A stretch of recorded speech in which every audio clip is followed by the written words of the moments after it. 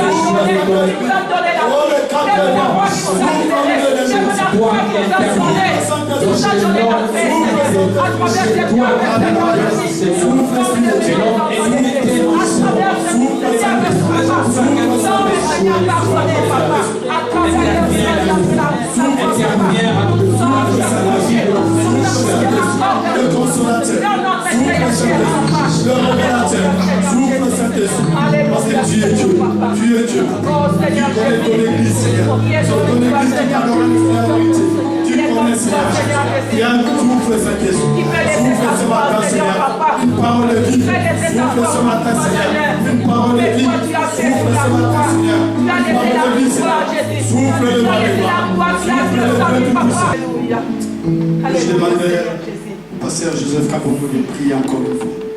Alléluia. Alléluia. Père, nous voici devant toi ce matin. Tu es un Dieu qui aime tant ton peuple, Seigneur. Tu ne nous imposes rien. Mais tu places devant nous, Seigneur, un choix. Un choix, Seigneur, de te suivre ou d'aller ailleurs à mourir. Seigneur, tu es un Dieu qui n'est pas dictateur, mais un Dieu qui est rempli d'amour. Donne-nous, Seigneur, de suivre ton exemple. Et ce matin, si nous sommes venus, c'est pour te dire combien nous t'aimons, Seigneur. Puisque tu es le Dieu, Seigneur, lorsque nous sommes dans nos temps de doute, tu es là. Lorsque nous sommes dans nos nuits ténébreuses, Seigneur, tu viens nous visiter. Lorsque, Seigneur, nous traversons des moments de fortes angoisses, Seigneur, tu touches nos cœurs pour nous apaiser. Seigneur, dans les moments de joie, tu es aussi là, Seigneur. Tu es un Dieu sans saison. En toi, Seigneur, il n'y a aucune ombre de variation, Seigneur. Nous voulons te dire combien tu es si précieux pour nous. Le Seigneur Tout-Puissant, que nous puissions suivre ce que tu as placé devant nous, Seigneur. Ta présence, ta lumière, ton modèle, qui est ton Fils bien-aimé Jésus-Christ. Oh Seigneur Jésus, c'est encore devant toi que nous sommes venus répandre nos cœurs ce matin. Te dire que tu as donné ta vie pour nous. Tu as tout accepté pour nous, Seigneur. Alors que nous n'étions rien. Devant les pères, nous étions déjà une perte constatée d'avance. Mais tu as donné ta vie. Tu as accepté, Seigneur, que nous puissions être élevés. Donne-nous de te suivre. Donne-nous, Seigneur, de regarder notre modèle en toi, Seigneur Jésus. Cher Saint-Esprit, tu es cette présence continue en nous. La présence du Père, la présence du Fils. Tu es la présence permanente en nous. Donne-nous d'avoir toujours cette force et ce courage de marcher dans la volonté de Dieu le Père. De marcher selon la voie qui nous a été tracée par notre Seigneur Jésus. Remplis nos cœurs pour que nous puissions dire, comme disait l'apôtre Paul, ce n'est plus nous qui vivons, mais c'est Christ qui vit en nous. Viens maintenant prendre en charge notre célébration de ce matin. Laisse que du chant à la parole et tout ce que nous allons partager ce matin puisse être un parfum qui monte avec une odeur agréable vers le Seigneur. Laisse que tout ce que nous allons faire ce matin puisse être pour ta gloire, Jésus. Laisse que tout ce que nous allons partager ce matin ne vienne pas de notre chair, mais vienne de l'esprit et de notre cœur. Nos cœurs qui se sont fléchis devant toi ce matin pour proclamer que tu es Seigneur. Laisse-nous te proclamer que tu es le roi des rois. Laisse-nous te proclamer que tu es Seigneur. Laisse-nous te proclamer qu'en dehors de toi, il n'y a pas notre Dieu. Laisse-nous te proclamer que tu es le plus grand des plus grands. Seigneur, nous proclamons ta Seigneurie. Laisse-nous faire des plus petits, Seigneur, afin que tu puisses élever Être élevé au-dessus de tout, Seigneur. Alléluia. Prends place, Seigneur, qui te revient dans nos cœurs. Laisse-nous nous effacer devant toi. Laisse-nous effacer l'orgueil. Seigneur, cette montagne qui monte à nous pour que nous puissions être, Seigneur, comme tu l'as été sur la croix de Golgotha. Oh Seigneur, laisse que le culte d'aujourd'hui soit un bon culte, un bon parfum devant toi. Oh, nous voulons partir de ces lieux, Seigneur. Aguerris, Seigneur, de nos maladies. Aguerris, Seigneur, de nos orgueils. Aguerris, Seigneur, de tout ce qui nous éloigne de toi. Laisse-nous partir de ces lieux, Seigneur, aujourd'hui. Affranchis, Seigneur, par cette vérité qui vient de toi. Seigneur, nous avons besoin de toi, Seigneur. Nous avons, Seigneur, besoin que nos cœurs puissent être touchés par ta parole, transformés par ta parole, être révélés, Seigneur. Nous voulons être des hommes et des femmes révélés. Nous, ceux qui se renferment sur eux-mêmes. Seigneur, nous voulons marcher avec toi. Bénis-nous, Seigneur. Bénis-nous, laisse que ta parole puisse être notre seul guide, notre seul guide. Oui, Seigneur, que nous nous effaçons devant ta parole. Que cette parole, Seigneur, nous fasse grandir. Nous avons besoin de toi. Viens prendre place. Viens prendre place ici, Seigneur. Viens toucher le cœur de ton peuple. Ton peuple a besoin de toi, Seigneur. L'ennemi vient, Seigneur, tout puissant pour dérober ce que tu as placé dans leur cœur. Ton peuple a besoin de toi, Seigneur. Viens toucher son cœur. Viens guérir ton peuple, Seigneur. Viens enlever tout ce qui est comme tâche dans la profondeur de leur cœur pour que nous puissions vivre la joie. Seigneur, la joie profonde qui vient de toi. La joie profonde, Seigneur, que tu as placée dans nos cœurs. La joie profonde et permanente, Seigneur. Nous voulons vivre cette joie avec toi. Seigneur, nous te confions cette célébration d'aujourd'hui.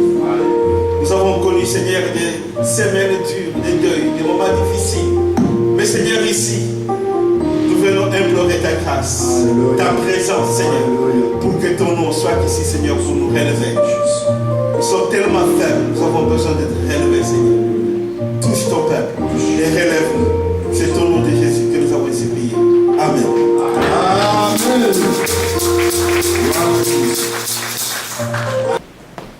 Allons prendre nos Bibles, Ésaïe 54.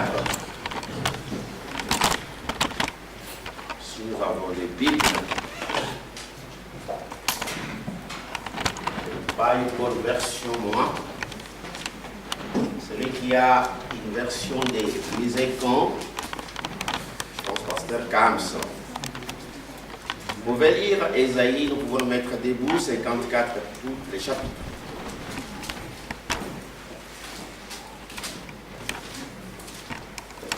Je lis pour la gloire de Dieu, Ésaïe 54. Quand les collines chanceleraient, mon amour ne s'éloignera point de toi. Et mon alliance de paix ne chancelera point, dit l'Éternel qui a compassion de toi. Malheureuse, battue de la tempête, et que nul ne console. Voici, je garnirai tes pierres dans Timoine, et je te donnerai des fondements de saphir. Je ferai de tes créneaux de rubis, tes portes d'escarboucle, et toute ton enceinte de pierres précieuses. Tous tes fils seront disciples de l'Éternel, et grand sera la prospérité de tes fils. Amen. Amen. Je vais lire aussi, Pasteur Kams, Genèse 13, verset 17.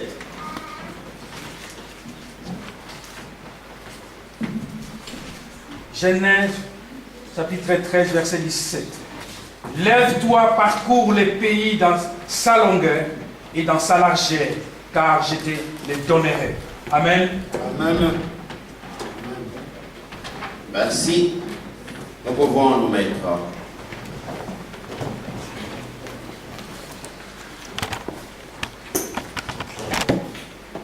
Je pense que nous pouvons comprendre déjà le sujet de notre message ce matin. Élargir ton espace. Quand nous avons lu en Ésaïe 54, je pense que vous avez compris quelque chose. Et nous nous allons peut-être partager quelque chose que vous n'avez pas compris aussi comme moi. La Bible a été écrite par Dieu pour toutes les générations qui suivra, toutes les générations qui aimeraient recevoir l'instruction, qui aimeraient suivre Dieu, qui aimeraient demeurer dans la présence de Dieu.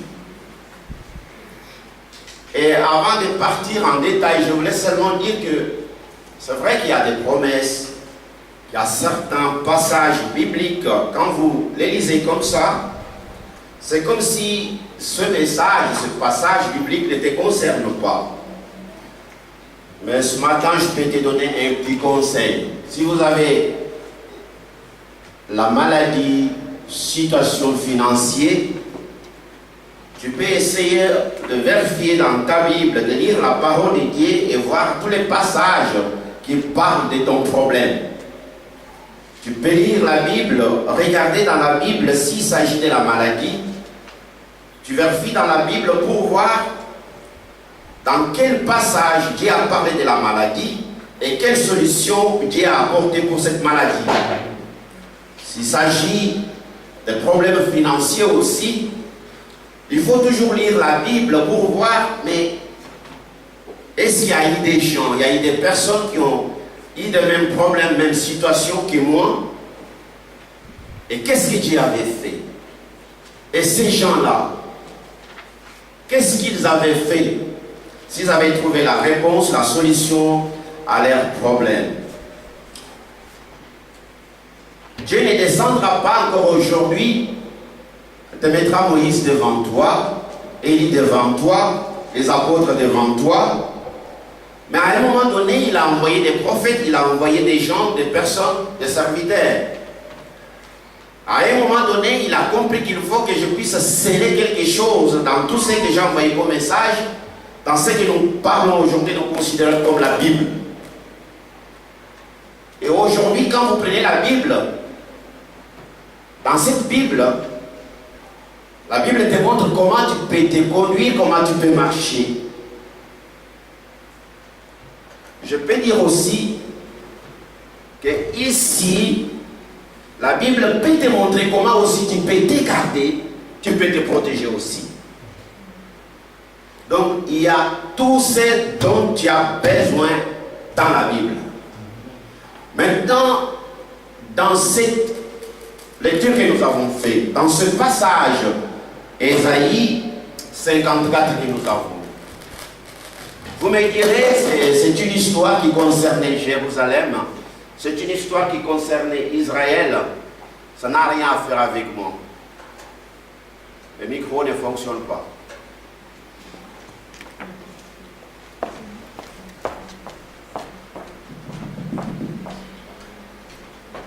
Non, je peux te répondre que ce petit message qu'on a lu ce matin a à faire avec toi, a à faire aussi avec moi. En bref, ce message a à faire avec notre Église. Parce que vous avez fait la lecture trop vite, mais moi je le fais attentivement à la maison. Quand j'ai lu ce message, j'ai compris quelque chose, que Dieu parlait en premier temps à une femme.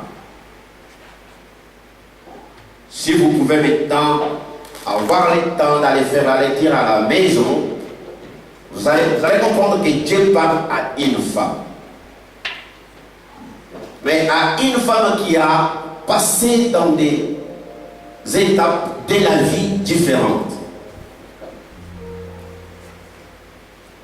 Il parle de la jeune femme d'abord, cette jeune femme qui était à un moment donné de la vie stérile.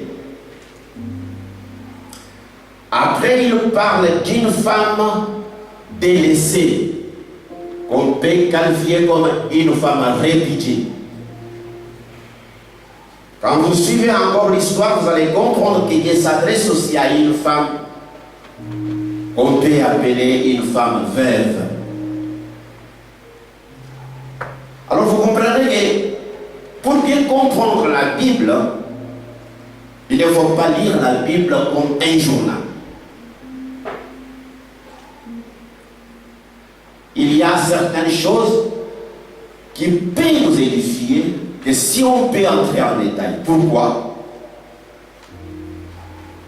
Parce que Dieu veut nous conseiller. Dieu veut nous éduquer. Veut Dieu nous instruire. Et du coup, pour cela, il a envoyé sa parole. Et cette parole nous aide à voir loin, à comprendre la pensée de Dieu. Pour toi, pour l'Église et pour le monde. J'aimerais dire quelque chose. Nous avons tous appris ce que c'est Jésus-Christ dans notre vie, qui nous a sauvés, que Jésus-Christ a le pouvoir de guérir, de donner la vie, de racheter, d'accorder la délivrance. C'est ce que nous avons. C'est bien ce que la parole de Dieu nous dit. Si vous regardez, c'est un Jésus guérisseur, un Jésus rédempteur. Ça c'est pour ta vie, pour que toi tu puisses bien vivre, tu as besoin de ça. Mais par contre, pour que cette église puisse vivre, exister, évoluer, se développer, il a besoin d'autre chose. Il a besoin d'être enseigné autrement que Jésus rédempteur. Il a besoin d'être enseigné différemment que Jésus va te guérir aujourd'hui. C'est ce qui va faire que quand l'église sera enseignée, formée, cette église peut exister jusqu'au retour de Jésus. Il ne peut le faire que sur la base de la connaissance de la parole de Dieu.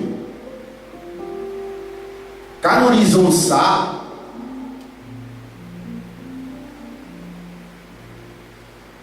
Dieu se révèle à une femme qui a été déçue. Une femme qui était stérile, une jeune fille qui était outragée quand elle était encore jeune, parce que Dieu lui dit, tu ne t'en souviendras jamais de ta honte, de ta jeunesse. Dieu parle à une femme répudiée, délaissée. Dieu parle à une femme veuve. Voyez cette chaîne d'histoire. Et Dieu vient à cette femme et lui dit, maintenant, regarde, tu as été stérile, privé de tes enfants. Maintenant, tu auras des enfants. Tu auras un mari. Dieu veut montrer à cette femme, c'est vrai que tu as une façon dont tu te vois, dont le monde te voit. Mais maintenant, il faut avoir une autre vision différente de ce monde. Différente de ce que toi tu as. Regardez ça. C'est une prophétie. Ce n'était pas quelque chose qui s'était déjà fait, non. C'est une histoire qui devrait se réaliser dans l'avenir. C'est une prophétie. Et Dieu amène cette femme à avoir une nouvelle vision de sa vie. Et Dieu lui dit, par conséquent, parce que tu auras des enfants. Parce que tu auras un mari. Parce que tes enfants posséderont les nations. Maintenant, lève-toi. Tu dois élargir ton espace d'habitation. Je voulais dire, prépare-toi pour accueillir les gens qui viendront auprès de toi. Regarde l'espace dans lequel tu vis est trop étroit, trop petit. Reçois la révélation. Regarde la vision devant toi. C'est une vision large. Tu auras des enfants, beaucoup des enfants. Je pense que quand vous lisez en Ésaïe 49, vous allez comprendre que Dieu parle toujours de la même situation, mais il est dit autrement. Il parle pour dire que même ceux qui te faisaient la guerre, ils vont te dire, mais qui t'a donné ces enfants? D'où te vient cette postérité? Tu étais seul. Parce que Dieu a mis sa main dans ton problème. Alors, quand Dieu agit, intervient, il faut s'attendre à des conséquences. Ça sera pour toi une bénédiction, mais pour le monde qui te regarde, c'est un événement. Cette femme représente l'Église, représente le peuple de Dieu. Alors, quand Dieu a parlé en acte 2, il a dit, écoutez bien, au dernier temps, vos fils et vos filles auront des visions. Je pense que c'est une expression simple qu'on a peut-être prêchée, mais si vous comprenez bien, vous connaissez la grandeur et la profondeur de Dieu, vous pouvez comprendre encore beaucoup de choses là-dedans. Dieu ne peut pas seulement envoyer son esprit pour que les gens dorment. Et demain, ils se réveillent pour commencer à raconter des histoires, des visions et des rêves. Et dire que c'est ça le Saint-Esprit. Je voulais dire qu'à un moment donné, je vais envoyer les yeux. Pas comme les yeux que vous avez. Je vais vous envoyer les yeux pour que vous puissiez voir les choses que le monde ne voit pas. Tu peux dire que tu n'es rien, c'est vrai. Mais je peux te dire que tu es quelque chose. Du fait que tu es né de nouveau, je peux te faire la grâce de voir certaines choses que les autres ne peuvent pas voir.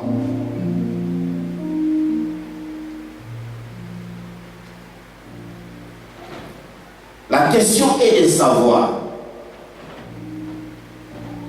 si bien même qu'il faut se déplacer, élargir la place. Mais avant même de se déplacer, marquer le pas, tu dois avoir quelque chose. Les yeux. Quels yeux tu dois avoir? Tu dois avoir les yeux pour savoir où est-ce que tu dois mettre le pas. Tu peux t'avancer pour élargir, c'est vrai. Mais si tu es aveugle, c'est difficile que tu puisses bien fixer les piquets, que tu puisses savoir l'endroit le meilleur où tu peux même te reposer, où même les troupeaux peuvent se nourrir. Mais si tu as des yeux, tu vas avancer. Tu vas élargir l'endroit. Eh bien, tu auras la bénédiction qui a été rattachée à ta vie. Les difficultés que nous avons de progresser, de prospérer dans notre vie, ce n'est pas parce que nous ne voulons pas agir. Ce n'est pas parce que nous ne voulons pas servir ni travailler pour le Seigneur. Nous voulons travailler, nous voulons agir pour Dieu, nous voulons servir Dieu dans l'Église. comment nous les servons.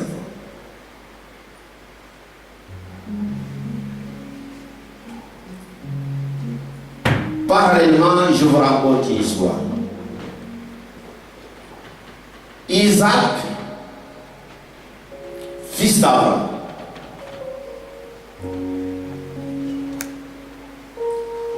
il est resté dans le pays des Philistins pendant un temps.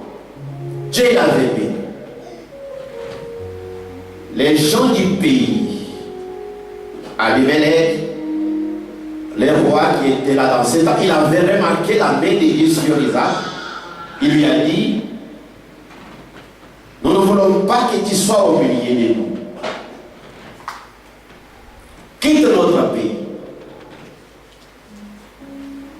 Isaac a pris sa famille, ses enfants, son troupeau. Il a essayé de quitter en présence de ses rois. Mais il s'est réfugié quelque part dans la ville de ce Philistin-là, Guéram. Et si vous suivez, vous lisez la Bible, vous allez comprendre qu'il avait un souci, un problème. C'était de trouver le puits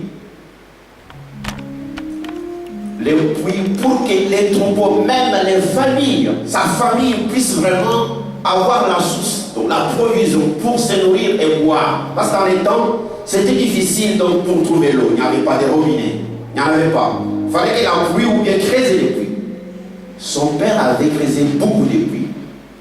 Et les Philistins voulaient venir, ils comblaient toujours ces puits-là avec des poussières. Et Isaac recreusait encore ces puits-là. Il travaillait encore. Quand il travaillait, il recreusait les puits. Les Philistins venaient encore remplir des poussières. Et il y avait toujours des querelles, des disputes et d'opposition.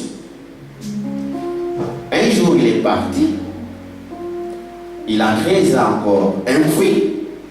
Du coup, il n'a pas trouvé d'opposition ni de querelles. Et il a nommé cet endroit Rehoboth. C'est-à-dire, Dieu nous a mis au large. Rehoboth, c'est-à-dire espace de vivre suffisant. Maintenant, regardez bien. En ce qui concerne Jacob, Isaac plutôt, il avait les troupeaux, il avait la famille en possession. Mais il avait le souci, la place de vivre, l'espace lui manquait. Il était en possession déjà. Mais ici, c'est une prophétie. On n'a pas encore ici quelque chose.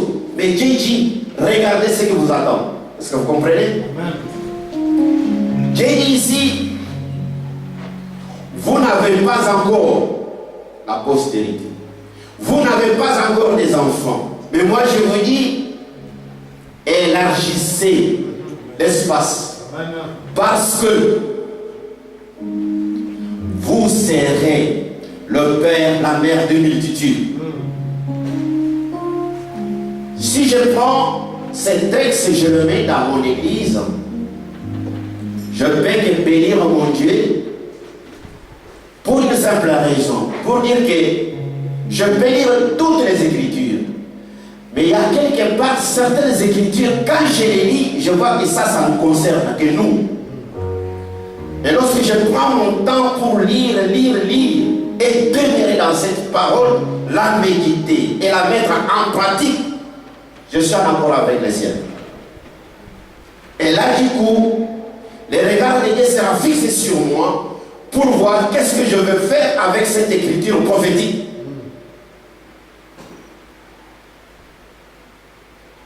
Mais je peux négliger aussi Ésaïe 54. Je peux dire que ça ne me concerne pas. Eh bien, Dieu ne peut jamais se mettre au travail avec moi. Mais si je considère que Ésaïe 54 me concerne moi et mon église, Dieu se mettra au travail. Amen. Que Dieu vous bénisse. Amen. Amen. Amen.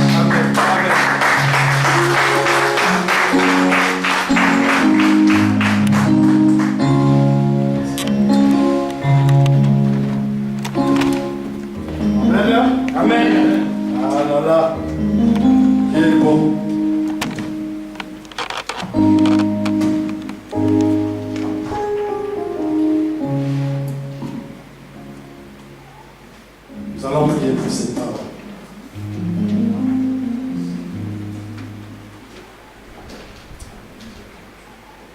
Seigneur Dieu Tout-Puissant, tu nous as parlé ce matin, Seigneur Jésus. À travers ton serviteur, éternel Dieu des grâces, tu nous as parlé, l'éternel Dieu. Oh oui, Papa. Que ferais-je nous, Seigneur, de cette parole prophétique? Est-ce que nous allons le négliger ou nous voulons élargir nos tentes, Seigneur? Oh Papa, aide-nous. Aide-nous, Seigneur, par ton esprit de comprendre cela et de marcher selon toi, Jésus. Nous ne voulons pas, Seigneur, rater cette opportunité au travers de cette parole prophétique que tu nous donnes encore ce matin. Nous voulons le saisir avec ton esprit pour que cela, Seigneur, nous permette d'élargir nos tentes. Père, la Bible déclare que celui qui a les oreilles d'entendre entend. Ce matin, Seigneur, nos oreilles ont entendu cette parole de vie. Nos cœurs, Seigneur, ont reçu cette parole. Permets-nous de le mettre en pratique. Le mettre en pratique non seulement pour nos vies, mais pour la vie de ton Église. Oui, Seigneur, de ceux qui ne te connaissent pas, Père, puissent venir les trouver, Seigneur, en repos dans ces temps élargis, Seigneur, que nous préparions ensemble avec toi, Jésus. Merci. Merci infiniment à tous ceux qui ont entendu. Bénis ceux qui n'ont pas pu, Seigneur, en ces grands jours. Je sais que ton esprit ne dort jamais, ne somnole jamais. Il est toujours celui qui enseigne. Il enseignera, Papa, ton peuple. Merci pour toutes choses. En ton nom, Jésus-Christ, nous avons ainsi prié. Amen. Amen. Gloire à Jésus. Voilà. Nous allons passer à l'offrande.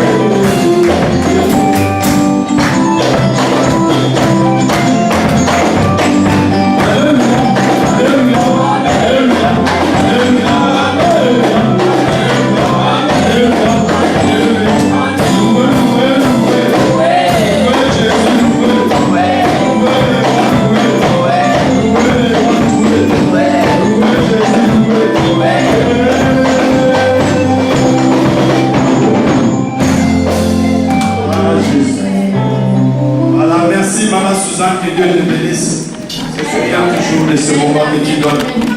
Gloire à toi, Jésus. Voilà, j'invite le pasteur pour les annonces.